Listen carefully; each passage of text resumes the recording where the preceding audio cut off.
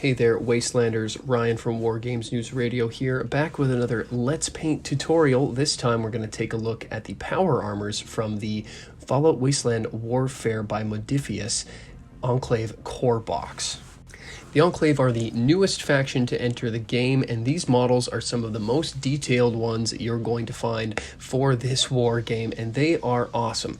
If you're a fan of Fallout 3 or Fallout 2, then these are the models you're going to want to pick up, and I'm going to take you through how I painted my Enclave XO2 and Tesla power armors. So let's get going.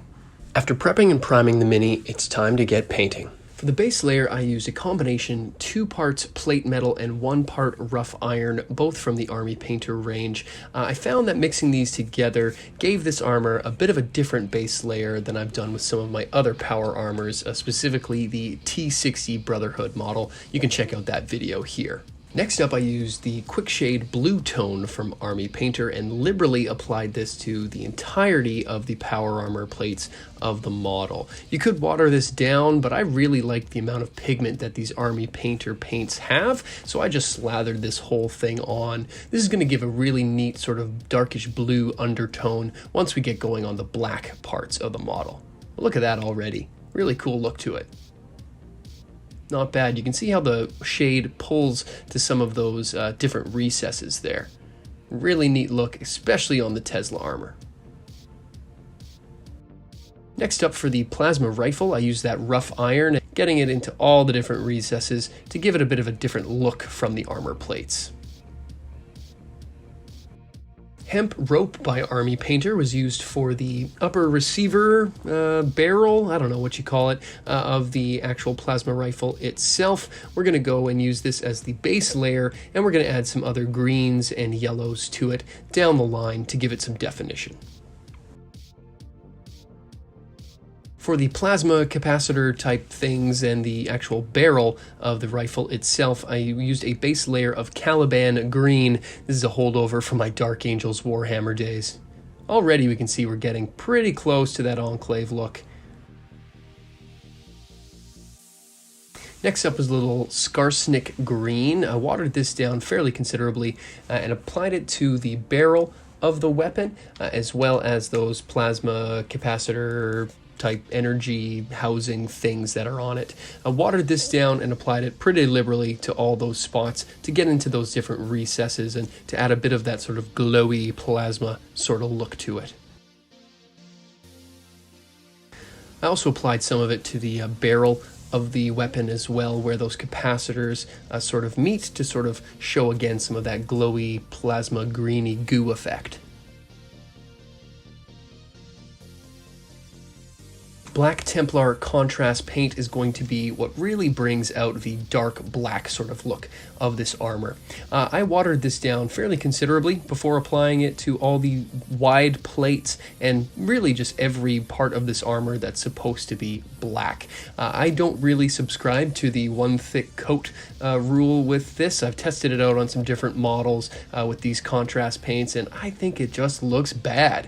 So watering it down and applying it almost like a wash, but more like a paint to all of these plates is really going to bring that dark black look while still retaining that sort of silvery, coppery sheen that we got from our rough metal and plate metal mix. With the armors now looking nice and dark, it's time to work on some of those details. I used Eshin Gray by Citadel for the bendy bits, as I call them, in the power armor. Get this into the backs of the knees, elbows, where the arms meet the body. This Eshin Gray dries very dark, almost black, but not quite as dark as that Black Templar contrast paint. So this will work as a good base layer to start bringing out the details of those bendy bits. Deathclaw Brown, gotta love that name when it comes to Fallout minis. Use this to get the ribbed parts that go from the back of the armors to the front. I don't know what function they're supposed to serve, but if you take a look at the actual game art of Fallout 3, that's the way I decided to go with it, because that's kind of the look I'm aiming for, that classic FO3 vibe. Mummy Robes was then very much watered down and applied to those bendy bits again. I know this looks pretty bright and I got a little bit messy with it here, but don't worry, we're going to darken that up pretty quick. Null Oil Gloss by Citadel. This is the old standard, and again, this is what I meant about darkening up those bits. This is going to again be liberally applied to the entirety of the model. It's really going to tie the armor plates together with the other details that we've added so far, and just make everything pop a little bit more. Plus, we're going for black power armor, so why not use a black wash? Again, it's going to play very well off that blue wash, and look at that. We're really starting to hit the money spot on what we're looking for here. Black power armor is looking blacker by the moment. Contrast Blood Angels Red, again by Citadel, is going to be used for the base layer of the eyes. Be very careful when applying this, and apply it very gingerly as you do. Then I applied some Yariel Yellow to the eye sockets as well, trying to get just the middle of the eye, not cover the whole thing, to give some depth with that red and give a bit of a glow effect. Now for the details on the Tesla armor, of which there are many, so take your time finding all of these. I use Canoptech Alloy by Citadel for these round transistor capacitor type parts. I really love this metallic paint. It's got a really cool look, and applying this to the details is going to really differentiate it from that dark black that we now have on the power armor. Used a little alien purple from Army Painter for the vacuum tube sort of looking things.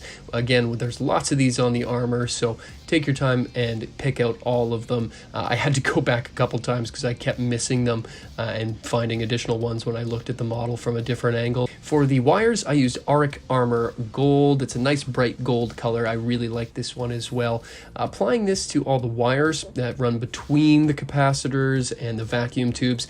I got a little bit messy with this, which I didn't intend to do, but if you do end up getting onto the power armor plates themselves like I did, just go back in there with a little bit more of that watered down Black Templar paint or whatever black you're using, and that'll help to clean things up. Lots of these all over the armor as well, so take your time. You can use the edge of the brush as well to sort of graze along the wires. Applying just a little bit of paint goes a long way with metallics. Look at that. We could honestly leave it here and call it table ready, but of course we're gonna do a little bit more. Also went back with some of that Canoptech Alloy to pick out some of the other metallic-y details I wanted to separate from the armor itself. Basing is not my favorite part of any sort of build, but it definitely helps to split up the details of the model and really completes the whole look. So I'll just quickly run down how I did the bases of these. Again, using that Eshin Gray as a base layer on the rocks, then used the Deathclaw Brown to get into the crevices there in between the broken concrete. I painted these bricks and things like that with that Deathclaw Brown as well, and then that Citadel Blood Angels contrast paint on the bricks as well as one of my favorite tricks to making it look really cool, really fast.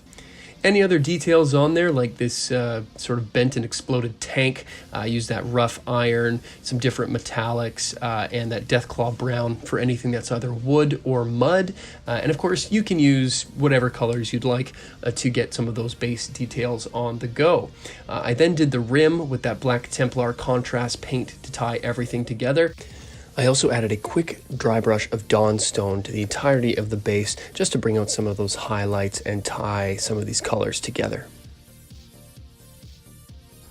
To finish off the plasma rifle, I used a dry brush of Scorpion Green on all the plasma greeny bits, and then used Necron Compound as a dry brush on the body of the weapon, and also on the raised edges of the barrel. Found this really tied the whole rifle together. To wrap things up and tie things off, I used a couple of washes again. I used the mid-brown wash from Army Painter on the bases, and I used a little bit of that really watered down blue wash from Army Painter on the vacuum tubes, just to add a little bit of a glow and get into some of those recesses. And with a little bit of cleanup, these models were good to go. Very happy with how these came out, and I love the amount of details Modiphius has put into these armors. As mentioned, these are some of my favorite armors, and using these on the tabletop is going to be a heck of a lot of fun. And there you have it, Wastelanders, a bunch of plasma guys and gals ready to go. Here you can see them sort of scattered about this 3D printed scenery I've been working on for a while now. Also available from the Modiphius website, but if you want to get your hands on these models, go down to your favorite local gaming store or jump on the Modiphius website to check them out. The Enclave are a super fun faction. You can check out my video here on some of the different faction special rules that this team has. It's a lot of fun playing this army, and they're a lot of fun to paint. So get out there, grab some brushes, and get painting.